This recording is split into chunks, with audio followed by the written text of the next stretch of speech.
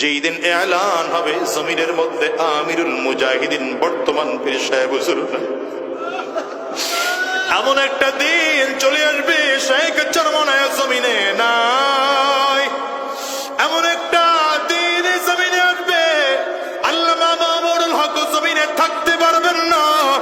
এমন একটা দিন জমিনের মধ্যে আসবে ওয়াকাটার মাওলানা হাফিজুর রহমান সিদ্দিক জমিন থেকে বিদায় হয়ে যাবে। এমন একটা দিনে জমিনের মধ্যে আসবে আল্লামা খালিদ সাইফুল্লাহ আইয়ুবী জমিন থেকে বিদায় হবে। এমন একটা দিন আসবে আমি আজাদির মরণের খবরটাও পাইকে এলান করে দেওয়া হবে। বাংলাদেশের সিচুয়েশনের দিকে তাকাও। একটা সময় এমন ছিল হাফিজ হুজুর রহমাতুল্লাহি আলাইহি এদেশের মানুষকে দ্বীনের কথাগুলো বলে বলে শোনাইতেন। এমন একটা সময় ছিল সদর সাহেব হুজুর রহমাতুল্লাহি আলাইহি এদেশের মানুষকে দ্বীনের কথাগুলো বলে বলে শোনাইতেন। এমন একটা যুগ ছিল মুফতি আমিনী রহমাতুল্লাহি আলাইহি এদেশের মানুষকে দ্বীনের দাওয়াত দিয়ে দিয়ে শোনাইতেন। এমন একটা সময় ছিল দ্বীনের কথাগুলো বলে শাইখুল হাদিস আল্লামা আজিজুল রহমাতুল্লাহি আলাইহি শোনাইতেন। এমন একটা সময় ছিল রে যুবক যেই সময় চরমনাইর ইসহাক রহমাতুল্লাহি আলাইহি এদেশের মানুষকে দ্বীনের কথাগুলো বলে বলে শোনাইতেন। এমন একটা সময় ছিল দুনিয়ার মুসলমান চট্টগ্রামের বীর, চট্টগ্রামের মুরব্বী, গোটা বাংলাদেশের মুরব্বী শাইখুল ইসলাম আল্লামা শাহ আহমদ শফি রহমাতুল্লাহি আলাইহি এদেশের মানুষকে দ্বীনের কথাগুলো বলে বলে শোনাইতেন। আল্লাহর বান্দাও জমিন থেকে বিদায়। এমন একটা সময় ছিল আল্লামা জুনাইদ বাবু নগরী রহমাতুল্লাহি আলাইহি এদেশের মানুষকে দ্বীনের কথাগুলো বলে বলে শোনাইতেন। এদেশের মানুষকে দ্বীনের কথাগুলো বলে বলে শোনাইতেন। চরমনাইয়ের কালুমানি সৈয়দ ফজলুল করিম রহমাতুল্লাহি আলাইহি যুগের পরিবর্তনে আল্লাহর বান্দাও জমিন থেকে বিদায় হয়ে গেলেন। আমি তো বলি, মাঝে মাঝে বলি, আজকেও বলে যে এই চেয়ারগুলোতে তো আমরা আসলে বসার যোগ্যতা রাখি না। বসলাম কেন জানো? কাব্বারানি মাউতুল কুবারা, বড়রা নাই এই জন্য আমরা অযোগ্যরা সেই চেয়ারগুলো দখল করেছি। বাজানরে এমন একটা দিন এই যুগের মধ্যেই যুগে এমন একটা সময় চলে আসবে যেই দিন এলান হবে জমিনের মধ্যে আমিরুল মুজাহিদিন বর্তমান পীর সাহেব হুজুর। এমন একটা দিন চলে আসবে শেখ চরমনায় জমিনে নাই। এমন একটা দিন জমিনে আসবে আল্লামা মামুনুল হক জমিনে থাকতে পারবেন না।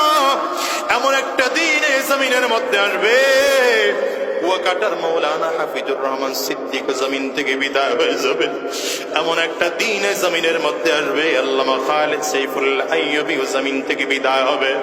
এমন একটা দিন আসবে আমি আজাদির মরণের খবরটাও পাইকে এলান করে দেওয়া হবে।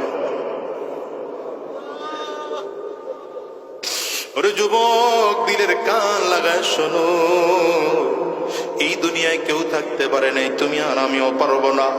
আমি তো বলি আমরা ধীরে ধীরে ধীরে ধীরে মুরব্বী হারা হয়ে যাচ্ছি। মুরব্বীরা আমাদেরকে ছেড়ে ধীরে ধীরে রবের কাছে চলে যাচ্ছে। আর এমন করতে করতে এমন একটা সময় আসবে যেদিন উলামায়ে কেরাম সমাজের মধ্যে থাকবেন না। গোটা সমাজ থেকে আল্লাহ তাআলা উলামায়ে কেরামদেরকে উঠিয়ে নিবেন। সেই দিন আল্লাহ পাকের ইলমও উঠে যাবে। সেই দিন গোটা পৃথিবীর মধ্যে আর আলেম থাকবে না, দিনদার সেদিন থাকবে না, কোরআনওয়ালা সেদিন থাকবে না, ঈমানওয়ালা সেদিন থাকবে না। মনে রাখবা, সেই দিন যদি ঈমানদার না থাকে, কোরআনওয়ালা না থাকে, এই দুনিয়া আর থাকবে না, কিয়ামত হয়ে যাবে।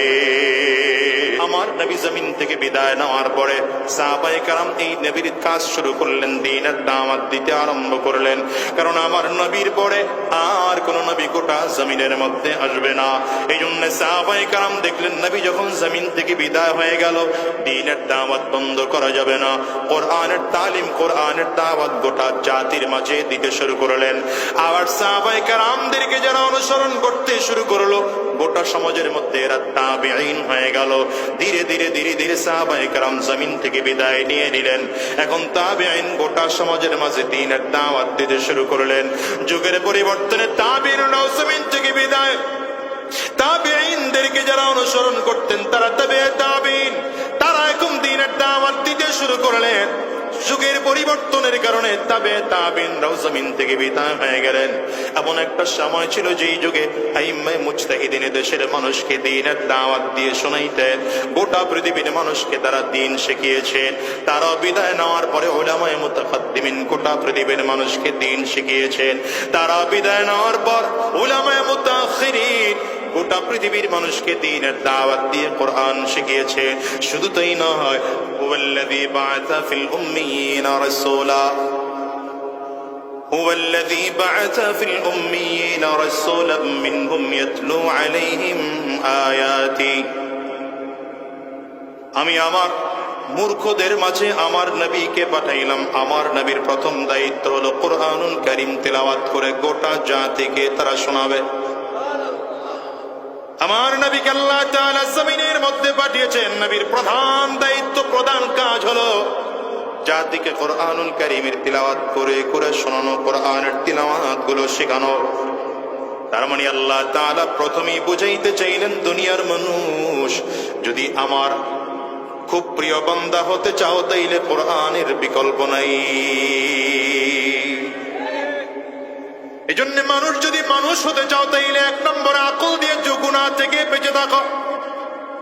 যদি আকল গুনাহ থেকে বেঁচে থাকার জন্য যথেষ্ট না হয়, আল্লাহ বলেন তাইলে আমি আল্লাহ তাআলা 30 পারাওয়ালা কোরআন তোমার কাছে দিলাম, 114 সূরাওয়ালা কোরআন তোমার সামনে দিলাম। এই কোরআনুল কারীম যদি না বোঝো তাইলে আমার নবীকে তোমার কাছে পাঠাইলাম। নবীর মাধ্যমে কোরআন বুঝে বুঝে বুঝে বুঝে তারপরে আমল করে জান্নাতি হইয়া জমিন থেকে বিদায় নাও। এই কোরআন নাজিল হওয়ার পরে একদল ইমানদার হয়ে গেলেন আর একদল বেঈমান হয়ে গেল। এই কোরআন নাজিল হওয়ার পরে আবু বকর সিদ্দিক রাদিয়াল্লাহু আনহুর মতো মানুষ পৃথিবীর দামি মানুষ হয়ে গেলেন। নামে কাছাকাছি মিল থাকলেও আবু জাহাল কিন্তু জাহান্নামের আসামি হয়ে গেল। আবার দ্বিতীয় দিকে ভালো করে তাকাও, আবু জাহালের নামও কিন্তু আমর। নবীজির দ্বিতীয় নম্বর খলিফা আমর ইবনুল খাত্তাব রাদিয়াল্লাহু আনহুর নামও কিন্তু আমর। দুইজনের নাম আমর। একজন জান্নাতের মেহমান হয়ে গেলেন কোরআন ধরার কারণে, আরেকজন কোরআন ও নবীর বিরোধিতা করার কারণে জাহান্নামের আসামি হয়ে জমিন থেকে বিদায় হয়। ঠিক না? এই আমর রাদিয়াল্লাহু আনহু কি জানো? দুনিয়ার মানুষ, হযরত ওমর রওনা করেছেন নবীজির মাথা আনার জন্য তরবারি, উলঙ্গ তরবারি লইয়া রাহমাতুল লিল আলামিনের দরবারে রওনা করে প্রতিমধ্যেই জানতে পারে বোন আর বোন জামাই কালিমা পড়ে মুসলমান হয়ে গেল। বাড়িতে রওনা করলেন, দরজার উপরে লাথি মেরে দরজা ভেঙে ঘরের মধ্যে ঢুকে তাকিয়ে দেখলেন বোন আর বোন জামাই কোরআন পড়ে। বোন আর বোন জামাইকে মারতে শুরু করলেন তার বাড়ির বাঁট দিয়া। বোন সামনে এসে দাঁড়িয়েছেন, ভাইরে আমারে মারে মেরে মেরে জমিন থেকে বিদায় করে দাও। আমার আল্লাহকে রব বলে মেনেছি, নবীকে নবী বলে মেনেছি, জীবন চলে যাবে ঈমান ছাড়তে রাজি না। হযরত ওমর রাগের কারণে থাপ্পড় মারলেন বোনের গালে, ঠোঁট ফেটে রক্ত পড়তে শুরু করলো। বোনের রক্তের দিকে তাকিয়ে হযরত ওমরের শরীরটা নিস্তেজ হয়ে গেল, চোখ দিয়ে পানিগুলো পড়তে শুরু করলো। ডেকে বলল, বোন রে, যে কোরআন এতক্ষণ তোরা পড়তেছিলিস, আমার একটু কোরআনের পৃষ্ঠা বা পাতাটা দেওয়া যাবে নাকি? বোন বলে, তুমি নাপাক অবস্থায় কাউকেও দেওয়া যাবে না। হযরত ওমর তাড়াতাড়ি করলে গোসল করলেন, ওযু করলেন, পবিত্র হয়ে কোরআনের পৃষ্ঠা হাতের মধ্যে নিয়ে তিলাওয়াত করতে শুরু করলেন। তিলাওয়াত ধীরে ধীরে বাড়ায়, চোখ দিয়ে পানিগুলো টপ টপ করে করে গাল বেয়ে বেয়ে বেয়ে পড়ে। পৃষ্ঠাটা বুকের সাথে লাগাইয়া বোনের হাতটা ধরে ডেকে বলে, বোন, এই কোরআনের তিলাওয়াত যেতে হয়, আর দেরি করা যাবে না, আর দেরি করা যাবে না। আমার একটু সেখানে নিয়ে চল না, কোথায় কোরআনের তিলাওয়াতের প্রশিক্ষণ দেওয়া হয়। ধীরে ধীরে বোন আর বোন জামাইকে দুই পাশে নিয়ে নবীজির দরবারে রওনা করতে শুরু করেছেন। রাহমাতুল লিল আলামিন দূর থেকে তাকিয়ে দেখেন ওমর সামনের দিকে আগাইতেছে। নবীজি বসার থেকে দাঁড়িয়ে গিয়েছেন, ওমর একদম সামনে এসে দাঁড়ালো। আমার নবী ডান হাতের শাহাদাত আঙ্গুল দিয়ে হযরত ওমরের কোমরের মধ্যে হালকা করে ধাক্কা দিয়েছে আর বলে, আমন রে, কেন আসছো? হযরত ওমর চোখ দিয়ে পানি ফেলে কান্না করতে করতে নবীজির পায়ের কাছে জমিনের মধ্যে বসে পড়েছেন। নিজের তরবারিটা নবীজির পায়ের সামনে বিছায়া দিয়ে ডাক দেয়, পয়গম্বর, এই তরবারি এতদিন কোরআনের বিরুদ্ধে চলেছে, ইসলামের বিরুদ্ধে চলেছে, বেঈমানদের পক্ষে চলেছে। আজকে থেকে এই তরবারি বেঈমানদের বিরুদ্ধে আর বেঈমানদের পক্ষে চলবে না, ইসলামের পক্ষে, কোরআনের পক্ষে, দ্বীনের পক্ষে চলবে। হযরত ওমর হাতটা বাড়িয়ে দিলেন, পয়গম্বর, হাত বাড়িয়ে দিলাম, কালিমা পড়ে দেন, মুসলমান হয়ে যাব। এ দুনিয়ার মুসলমানেরা নামে তো ঠিকই মিল আছে, এক ওমর হলো আবু জাহাল, আরেক ওমর হলো ওমর ইবনুল খাত্তাব। এক ওমর জাহান্নামের আসামি হয়ে গেল, আরেক ওমর আল্লাহর জান্নাতের মেহমান হয়ে জমিন থেকে বিদায় নিল। কি বোঝা গেল দুনিয়ার মুসলমানেরা? শোনো, কোরআনুল কারীম যখন নাজিল হয়ে গেল, আমার নবী যখন নবুয়ত প্রাপ্ত হয়ে গোটা মানুষদেরকে দ্বীনের দাওয়াত দিতে শুরু করলেন, মানুষদের মধ্যে দুইটা দল হয়ে গেল। এক দল নবীকে মানতে শুরু করলেন, আর এক দল বিরোধিতা করতে শুরু করেছেন। যারা মেনেছেন তারা কামিয়াব, তারা জান্নাতি হয়ে গেলেন। মনে রাখবেন সাহাবায়ে কেরাম আল্লাহ তাআলার যখন আল্লাহ পাকের উপরে ঈমান এনে আল্লাহকে রব বলে মেনে নিলেন, আমার নবী 10 জন সাহাবীকে জান্নাতের সার্টিফিকেট দিয়েছেন নিজের জীবদ্দশায়। শুধু 10 জন সাহাবীকে জান্নাতের সার্টিফিকেট নয়, বরং আমার নবী আরো সার্টিফিকেট দিলেন। বদরের ময়দানে যারা হাজির হয়েছে, আল্লাহ তাদের জিন্দেগির গুনাহগুলো মাফ করে দিলেন। উহুদের যুদ্ধে যেই সকল সাহাবায়ে কেরাম হাজির হয়েছে, আবার আল্লাহ তাদের গুনাহ মাফ করে দিলেন। খন্দকের যুদ্ধে যতজন সাহাবী হাজির হয়েছেন, আবার আল্লাহ তাআলা তাদের গুনাহ মাফ করে দিলেন। বায়াতুর রিদওয়ানে আমার নবীর হাতের উপরে হাত দিয়ে যারা ধীরে ধীরে করে শপথ করেছিলেন, আল্লাহ তাআলা তাদের জিন্দেগির গুনাহ মাফ করার ঘোষণা দিলেন।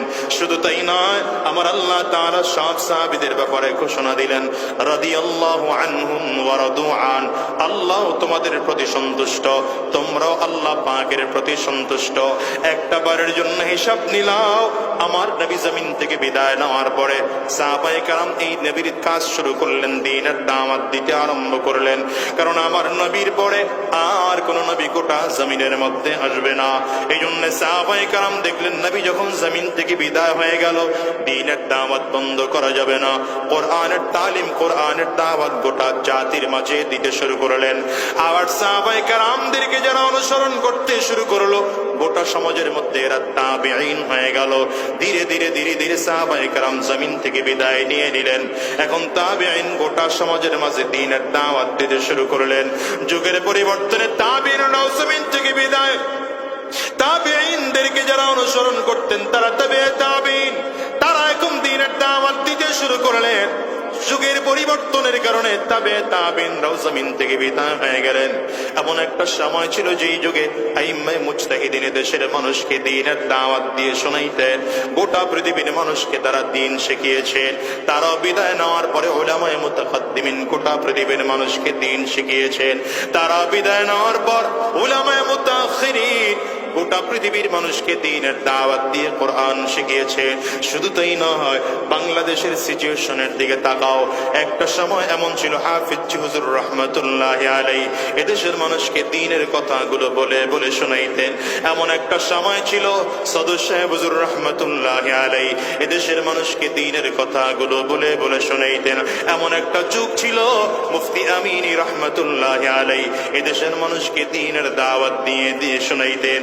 এমন একটা সময় ছিল, দ্বীনের কথাগুলো বলে শাইখুল হাদিস আল্লামা আজিজুল হক রাহমাতুল্লাহি আলাইহি শোনাইতেন।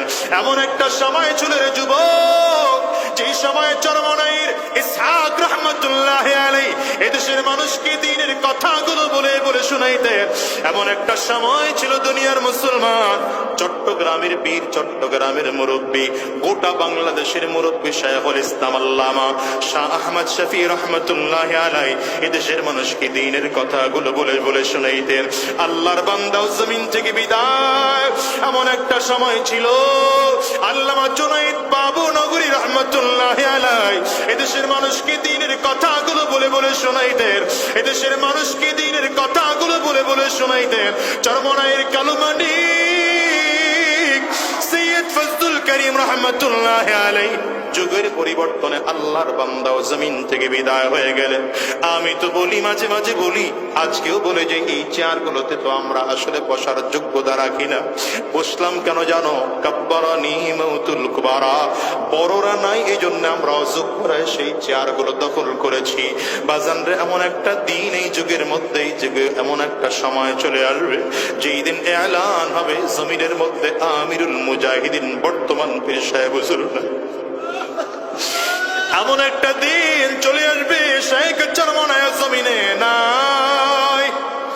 এমন একটা দিন জমিনে আসবে আল্লামা মামুনুল হক জমিনে থাকতে পারবেন না। এমন একটা দিন এই জমিনের মধ্যে আসবে কুয়াকাটার মৌলানা হাফিজুর রহমান সিদ্দিক জমিন থেকে বিদায় হয়ে যাবে। এমন একটা দিন এই জমিনের মধ্যে আসবে আল্লামা খালিদ সাইফুল্লাহ আইয়ুবী জমিন থেকে বিদায় হবে। এমন একটা দিন আসবে আমি আজাদির মরণের খবরটাও ভাইকে এলান করে দেওয়া হবে। ওরে যুবক, দিলের কান লাগায় শোনো, এই দুনিয়ায় কেউ থাকতে পারে নাই, তুমি আর আমিও পারবো না। আমি তো বলি আমরা ধীরে ধীরে ধীরে ধীরে মুরব্বী হারা হয়ে যাচ্ছি। মুরব্বীরা আমাদেরকে ছেড়ে ধীরে ধীরে রবের কাছে চলে যাচ্ছে। আর এমন করতে করতে এমন একটা সময় আসবে যেদিন উলামায়ে কেরাম সমাজের মধ্যে থাকবেন না। গোটা সমাজ থেকে আল্লাহ তাআলা উলামায়ে কেরামদেরকে উঠিয়ে নিবেন। সেই দিন আল্লাহ পাকের ইলম উঠে যাবে। সেই দিন গোটা পৃথিবীর মধ্যে আর আলেম থাকবে না, দিনদার সেদিন থাকবে না, কোরআনওয়ালা সেদিন থাকবে না, ঈমানওয়ালা সেদিন থাকবে না। মনে রাখবা, সেই দিন যদি ঈমানদার না থাকে, কোরআনওয়ালা না থাকে, এই দুনিয়া আর থাকবে না, কিয়ামত হয়ে যাবে। এই জন্য সাবধান করে বলি বাজার, দুনিয়ার তালে তো ডুবে আছো, মনে করতে পারো দুনিয়াটা অনেক বড়। 70 বছরের হায়াত, 60-80 বছরের হায়াত না রে বাজার না। এই বিশাল লম্বা হায়াতটাকে কিয়ামতের ময়দানে খুব ছোট মনে হবে। এই লম্বা হায়াত নয়, বরঞ্চ দুনিয়ার দিকে তাকাও। দুনিয়াটা তোমার আমার জন্য আপন নয়। এই দুনিয়া তোমার আমার পর। দুনিয়ার জন্য যত চেষ্টা করে, ফিকির করে, মেহনত করি, এই দুনিয়া তোমাকে আমাকে দুনিয়ায় থাকতে দেয় না, বরঞ্চ দুনিয়াটা তোমাকে আমাকে গরিব বানায় জমিন থেকে পাঠাইয়া দেয়। দুনিয়ায় কত টাকাওয়ালা, কত পয়সাওয়ালা, কত টাকা অর্থ সম্পদের মালিক আজকে রাস্তার পাশে ঘুমায়, 3টা টুকরা কাপড়ের প্যাকেট বানাইয়া মাত্র 3.5 হাত পাটির মধ্যে তারা শোয়া রাখছে। বাজার এমন আছে না নাই? চিৎকার করে জোরে জোরে বলো। আমি তো বলি, যেই টাকা, যেই বাড়ি গাড়ির জন্য এত মেহনত করলা, ফিকির করলা, দেখো তো তাকাইয়া আমার দেশের মানুষগুলো যারা বাড়ি করে, বাড়ি করার আগে কোন ইঞ্জিনিয়ারকে দিয়ে এটার প্ল্যানিং করাইলে ভালো হবে, খুঁজে খুঁজে সেই ইঞ্জিনিয়ারকে দিয়ে প্ল্যানিং করায়। কোন কোম্পানির রড কিনলে বাড়িটা ভালো হবে, খুঁজে সেই কোম্পানির থেকে রড কিনলা। খুঁজে খুঁজে কোন কোম্পানির সিমেন্ট কিনলে ভালো হবে, খুঁজে খুঁজে সেই কোম্পানির থেকে সিমেন্ট কিনলা। কোন মিস্ত্রিকে দিয়ে কাজ করাইলে বিল্ডিংটা ভালো হবে, খুঁজে খুঁজে সেই মিস্ত্রিকে দিয়া কাজ করাইলা। কিন্তু একটা বারের জন্য কি ফিকির করেছে যুবক? এই বাড়িটা কার জন্য তুমি করো? তুমি যেই নিজে বাড়িটা করতেছো, 5 বছর 10 বছর সময় লাগাইয়া বাড়িটা তৈরি করলা, এই বাড়িটা তুমি থাকতে পারলা না, বাড়ির থেকে বিদায় হয়ে গেল। এই বাড়িটা তোমার সন্তান মালিক হয়ে সে ভোগ করতেছে, অথবা তার সন্তান মালিক হয়ে এখানে ভোগ করতেছে। আমি তো হিসাব করে দেখি, এই যে কয়েকদিন আগে আমি আর নিজের ঘর দেখতেছিলাম, বাচ্চা 2টাকে সাথে নিয়ে আমার ঘর দেখতেছি, কাজ চলতেছে। ছোট বাচ্চাটা বুঝে না, বলতে বলতে বলে ফেলছে, আব্বু মরে গেলে তো বাড়িটা আমাদেরই হবে।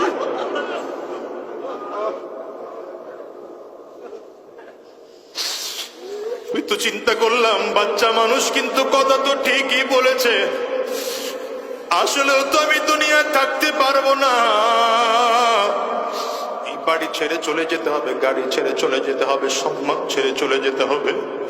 এ বাজান রে, দেখো না দুনিয়ায় কত মানুষ জমিন থেকে বিদায় হয়, কত মানুষ ট্রাকের নিচে পড়ে মারা যায়, কত মানুষ ট্রাকের চাপায় পড়ে মারা যায়, কত মানুষ মোটর সাইকেলে অ্যাক্সিডেন্ট করে মারা যায়, কত মানুষ নদীর মধ্যে ডুবে জমিন থেকে বিদায় হয়, কত মানুষ হার্ট অ্যাটাক করে মারা যায়, কত মানুষ কত সমস্যায় হয়ে, কত মানুষ কত অসুবিধায় হয়ে মারা যায়। একটা বারের জন্য খেয়াল করে চলে যুবক, যেই দুনিয়ার জন্য এত ফিকির, এত চেষ্টা, এত মেহনত, ওই দুনিয়া তোমার আপন নয়, দুনিয়া তোমার পর। এই দুনিয়ার পিছনে পাগল হয়ে কোনো লাভ নাই। আমি তো খেয়াল করে দেখো, ভালো করে খেয়াল করে দেখো, এই দুনিয়ার টাকাওয়ালা, ক্ষমতাওয়ালা, সম্মানওয়ালা সব পড়ে থাকবে, মাত্র 3টা কাপড়ের প্যাকেট হয়ে জমিন থেকে বিদায় হওয়া লাগবে। বাজানরে তাকায় দেখো না, দুনিয়ার যতগুলো মানুষ আছে আজকের এই ময়দানেও যারা হাজির, সব কবরের যাত্রী। এই দুনিয়ায় কেউ চিরস্থায়ী থাকার জন্য আসে নাই রে বাজার। কারণ এই দুনিয়ার থেকে কত মানুষ সন্তানকে হারিয়ে ফেলেছে, কত মানুষ তার মাকে হারিয়ে ফেলেছে, কত মানুষ তার বাবাকেও হারিয়ে ফেলেছে, কত মানুষ তার বিবিকে হারিয়ে ফেলেছে।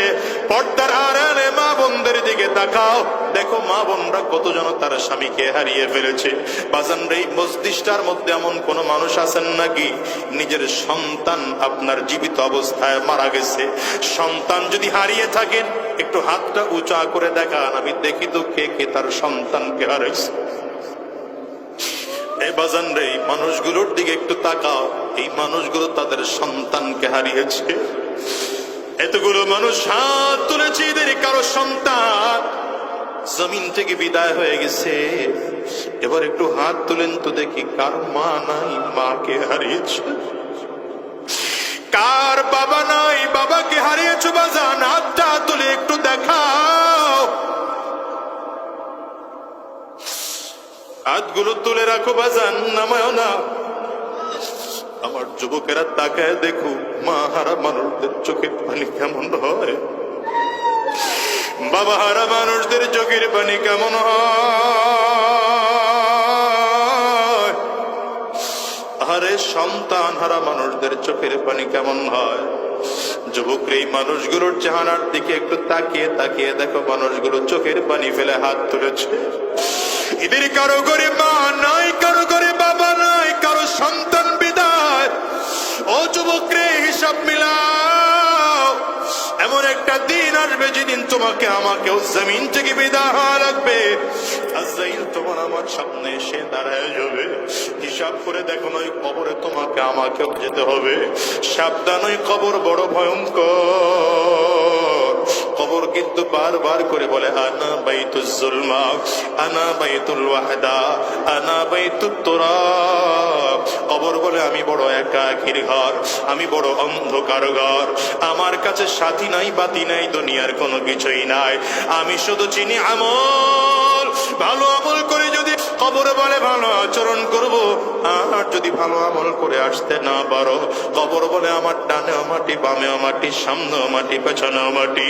আমি দুই দিক থেকে কবরের মাটিগুলো একত্রিত হইয়া গুনাহগারের লাশটাকে এত জোরে চাপ মারবো, এক বছরের হাতটি কিন্তু আরেকটা পাশায় নিয়ে পৌঁছাইয়ে দেব। এই বাজান, গুনাহগার যখন কিয়ামতের ময়দানে দাঁড়াবে, গুনাহগার তাকিয়ে দেখবে সূর্য মাথার মুঠো মাত উপরে দেখা যায়, মাথার মগজগুলো সূর্যের তাপে টকবক করে করে ফুটতেছে এমন মনে হয়। আহারে জমিনটা তামার। মানুষ তাকিয়ে দেখবে জাহান্নামের আগুন। ডান দিক থেকে করিম করিম আওয়াজ দিয়ে সামনের দিকে আগায়, বাম দিক থেকে আগায়, সামনের দিকে আগায়, পেছন দিক থেকে আগায়। মানুষগুলো পাগল পারা হয়ে যাবে। আর ওদিকে জাহান্নাম চিৎকার করে করে ডাক দেয়, হাল মিন মাজিদ, আমারে আরো দাও, আরো দাও, আরো দাও। মানুষগুলো পাগল পারা হয়ে যাবে। কোথায় গেলে একটু মুক্তি পাওয়া যাবে মানুষ জানে না।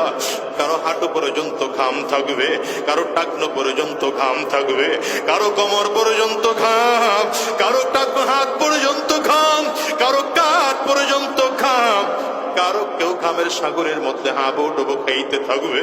ও বাজান, অবস্থাটা তো ভয়ঙ্কর। সন্তান বাবা মাকে চিনবে না, বাবা মা তার সন্তানকে চিনবে না, বন্ধু তার বন্ধুকে চিনবে না, ভাই তার ভাইকে চিনবে না, স্ত্রী তার স্বামীকে চিনবে না, স্বামী তার স্ত্রীকে চিনবে না। হিসাব মিলায় দেখো, ওই কবরে আপন একমাত্র কে?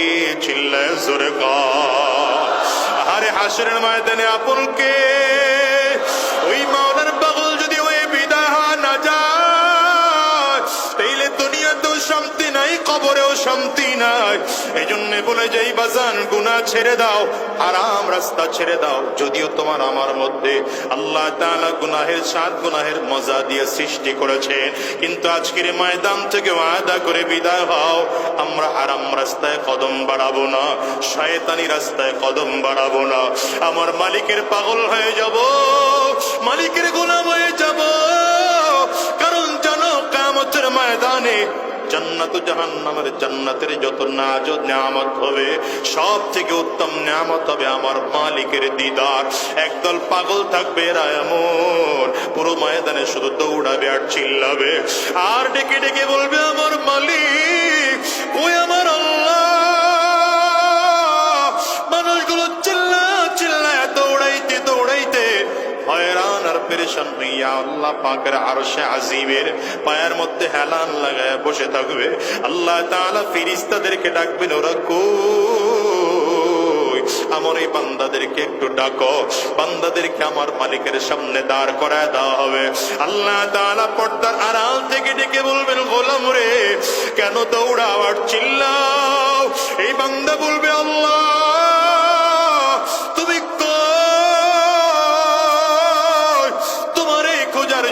তোমারে না পাওয়ার জন্য ফজরের নামাজের আজান শুনে ঘরে থাকতে পারি নাই, মসজিদে গেলাম না মালিক, তোমারে পাইলাম না। আবার জোহরে গেলাম, তোমারে পাইলাম না। আবার আসরে গেলাম, তোমারে পাইলাম না। মাগরিবে আবার গেলাম, পাইলাম না। ইশায় আবার গেলাম, মালিক তোমারে পাইলাম না। ওগো দয়ার আল্লাহ, কোথায় গেলে তোমারে পাবো? পাওয়ার জন্য রাতের অন্ধকারে যায় নামাজ বিছাইয়া তাহাজ্জুদ নামাজের মধ্যে দাঁড়ায় গেছি, মালিক তাও তোমারে পাই না। তোমারে পাওয়ার জন্য টঙ্গীর ইজতেমার ময়দানে 3 দিন গিয়া পড়েছিলাম না, তোমারেও গিয়া সেখানে পাই নাই। আল্লাহ উজানির দরবারে গিয়া পড়েছিলাম, সেখানেও গিয়া পাই নাই। চরমনার আল্লাহর কুতুবের দরবারেও 3 দিন গিয়া পড়েছিলাম, আল্লাহ সেখানেও গিয়া তোমারে পাই না। মালিক তুমি কই? কিয়ামতের ময়দানেও তোমাকে দেখতে পাবো না।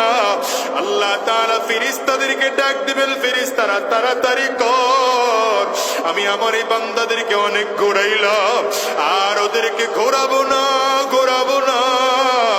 আমি আল্লাহ পাকের নূরের পর্দাগুলো সরায় দাও। আল্লাহ পাকের নূরের পর্দাগুলো যখন সরায় দিবে, বান্দা সরাসরি আমার মালিকের দিদার পাবে। আমার মালিক এত সুন্দর, আরে আমার মালিক এত সুন্দর। বান্দা যখন আমার মালিকের দিকে তাকাবে, এক নজরে 70,000 বছর চলে যাবে, বান্দা একটা চোখের পলক পর্যন্ত ফেলবে না। হুরুল মাজিদ নে নিয়ামত হায়ে তু সবসে বেহতর, হুরুল মাজিদ নে নিয়ামত হায়ে তু সবসে বেহতর নিয়ামতে দিদার তু।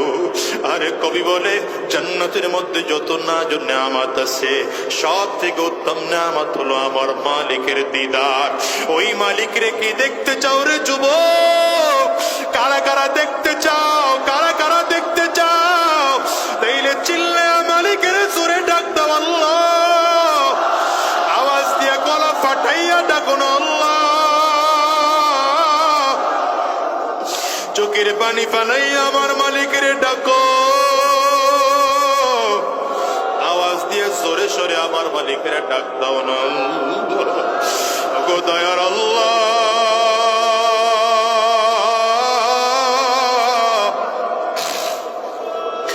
আল্লাহ তোমার গোলামদেরকে একটু তাকাও, তাকাইয়া দেখো তোমার গোলামদের চোখের কোটায় পানি, কারো চক্ষু 2টা লাল।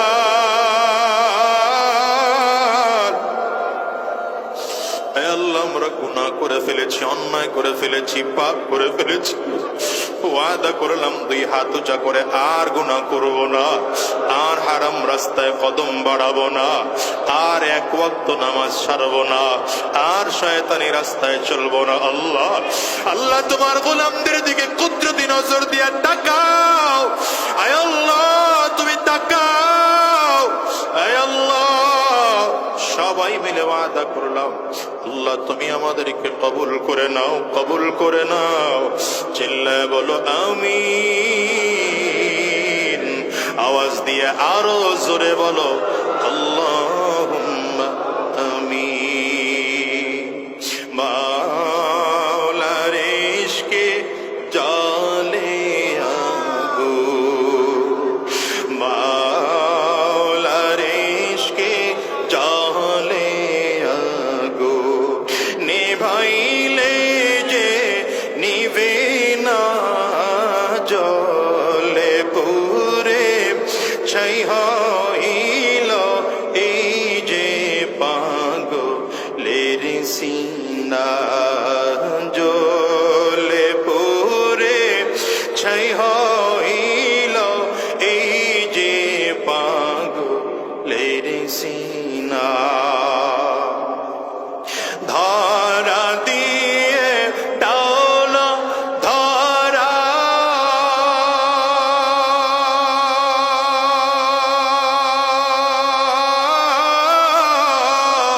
কাছে থেকেও দাও না সারা, ধরা দিয়ে দাও না ধরা,